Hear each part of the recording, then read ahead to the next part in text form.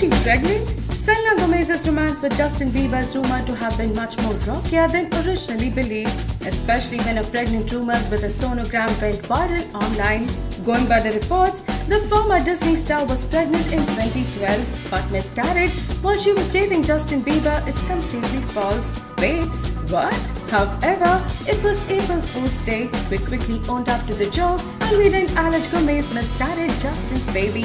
Phew, that was a relief for all the Believers and Selenators since we're sure they don't want to see the couple's career affected because of that news. Personally, we think the story is false and totally absurd, and we're pretty sure Selena and Justin always take precautions knowing the position that they are in.